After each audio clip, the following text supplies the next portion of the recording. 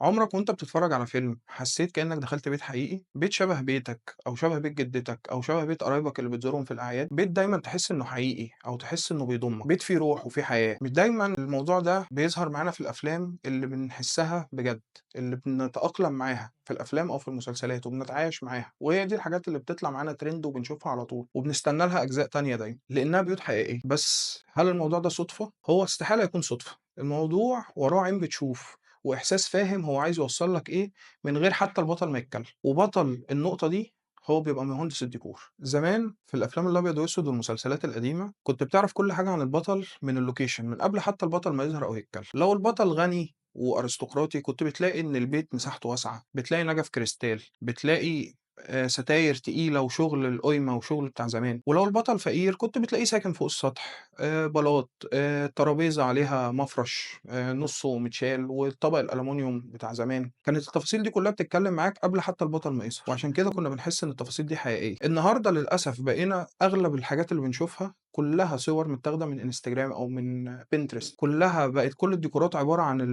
الكنبة حرف الL اللي لونها grey والخلفيات اللي لونها off white أو الألوان الثابتة. وللأسف بقى الديكور مش تابع للشخصية، بقى كلّه تابع للtrend. خلّينا ناخد مثال بسيط عشان نفهم إحنا بنتكلم على إيه بالضبط. لو شُفنا مسلسل زي مسلسل أبو العروسة، طبعًا المسلسل ده نجح جدًا وكسّر الدنيا واتعمل منه جزء أول وتاني وتالت، بس الموضوع ده ما كانش من فراغ. المسلسل ده قدر يخلق حالة من القُرب وحالة من الأُلفة، أنت كنت حاسس إن الناس دول قرايبك بجد، أنت كنت بتبقى نِفْسك تدخل تقعد معاهم على السفرة وتاكل معاهم. ليه؟ لإن أنت دخلت وحسيت إن البيت ده شبه البيت بتاعك أو شبه بيت جدتك أو شبه بيت خالتك اللي أنت تحب تروح إنك تقعد فيه، تحب تروح تتكلم مع الناس دي، عشان التفاصيل الصغيرة جدًا اللي كانت موجودة في المكان، هي دي اللي كانت بتحسسك بروح الألفة. حتى مع تطور الأجزاء كنت بتلاحظ بنفسك التغيير البسيط، من تغيير الكنبة اللي اتغيّرت في الجزء التاني مرّة واتغيّرت في الجزء التالت مرّة، للتلفزيون اللي اتحوّل بقى شاشة، وبقى في PlayStation في الجزء التالت. كل دي تفاصيل صغيرة قدرت تعرّفك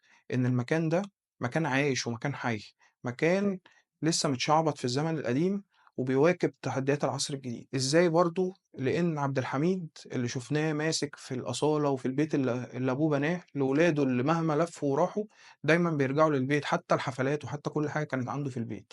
ومراته سِت البيت اللي كانت دايمًا لامّة الولاد حواليها في المطبخ وفي السُفرة، اللمّة دي كلّها أنت حسّستك بالألفة وحسّستك إنّك قريّب من الأبطال بتوعنا. إزاي كل ده اتوظّف بالديكور؟ اتوظّف من إنّك دايمًا شايف البيت بيت حقيقي، فيه صور جايبة شوية ذكريات، فيه مكان دايمًا العيلة بتتجمّع فيه وكل الناس اللي بتيجي لهم بتتجمّع معاهم في نفس المكان، مكان قريّب منّك فعلًا، وده سبب نجاح المسلسل.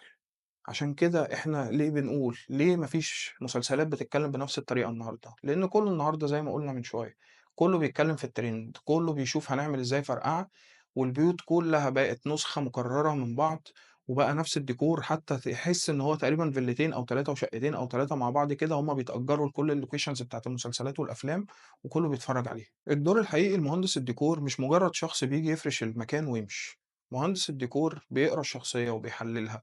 وبيشوف البيئة اللي الشخصية دي عايشة فيها، والبيئة اللي تلائمها، والبيئة اللي تناسبها، وتناسب ظروف يومها وتحركاتها على مدار اليوم في المكان. مش بس في البيت، في بيئة العمل، وفي المكان حتى في الشارع، في الlocation كل حاجة بتكون مسؤولية مشتركة ما بين مدير التصوير ومهندس الديكور، وطبعًا بيقود العمل بالنسبة لنا المُخرج. المُخرج ده هو اللي بيبقى شايف وهو اللي بيقول وهو اللي محدد أصلًا سلوك الشخصية عامل إزاي.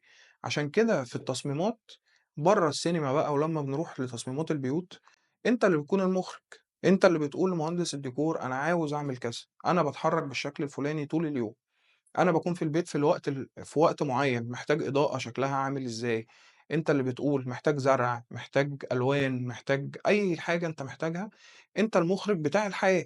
دايمًا ركّز في النقطة دي، لإن دور مهندس الديكور مش مجرد شخص بييجي يشطّب شوية تشطيبات شكلها حلو، ولا إن هو بيعمل حاجة وخلاص. لازم يعمل لك حاجة مناسبة لشخصيتك ولايقة عليك، لازم بيتك يتكلم باسمك، زي تحليل الدم.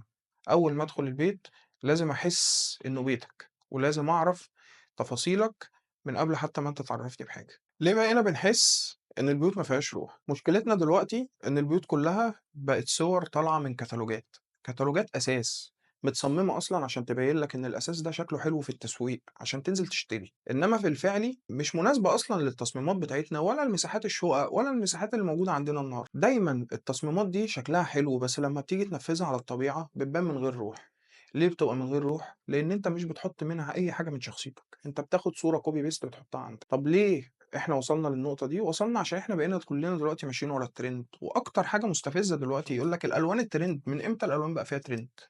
الألوان دي حاجة أنت دايمًا أنت اللي بتحس بيها، وأنت اللي بتبقى عارف أنت محتاج لون عامل إزاي، بتحب تعيش في لون عامل إزاي، عينك بترتاح في أنهي لون. النهارده ما بقاش في اختيار، كله النهارده بقى بيختار ديكور، بيشتري ديكور بالفلوس، مش بيصمم ديكور يعيش فيه. في مشاهد عمرها ما كان ينفع تتقال بالحوار، بس قدروا إن هم يقولوها بالديكور. إزاي؟ ممكن مشهد بسيط في التتر أو في بداية المسلسل أو الفيلم، تلاقي البطل قاعد في إضاءة خافتة، الدنيا باهتة حوالين منه والدنيا منكوشة، تبدأ تحس بالتوتر وبتبدأ تحس إن حالة البطل ده مش مستقرة. في نفس الوقت في فيلم تاني أو في مسلسل تاني أو حتى لو في نفس المكان وبيحاول يبين لك الفرق بين بطلين، بتلاقي البطل التاني عايش في مكان منوّر إضاءة طبيعية كبيرة، الأوض اللي عنده حواليه فيها زرع، ويا سلام بقى كمان لو في الأول يجيبه لك وهو واقف بيسقي الزرع.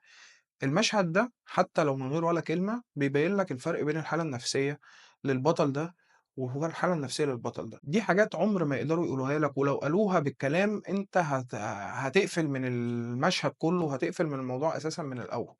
إنما الجندي المجهول في الحاجات اللي زي دي بيكون مهندس الديكور. ليه؟ لإن الديكور فعلًا هو أهم نقطة بتكون موجودة في اللوكيشن. أول حاجة بتتعمل وأول حاجة بتتبني للبطل بتاع الفيلم أو المسلسل أو بطل القصة عمومًا، المكان اللي هيعيش فيه، مش الكلام اللي هيقوله. في المرة الجاية اللي تتفرج فيها على فيلم، بُص حوالين البطل، ما تبُصّش على البطل بس، ركّز في كل التفاصيل اللي حواليه، في الأباجورة وفي الكرسي وفي الزرعة اللي ورا الكادر. فعلًا هتتفرّج على مشهد مختلف تمامًا عن اللي بتتفرّج عليه الأشخاص بس. وقولوا لنا إيه أكتر فيلم حسّيتوا فيه إنكم شُفتوا بجد بيت حقيقي، واستنونا في حلقة جديدة من ورا الباب عشان نتفرّج على السينما من جوّه البيوت.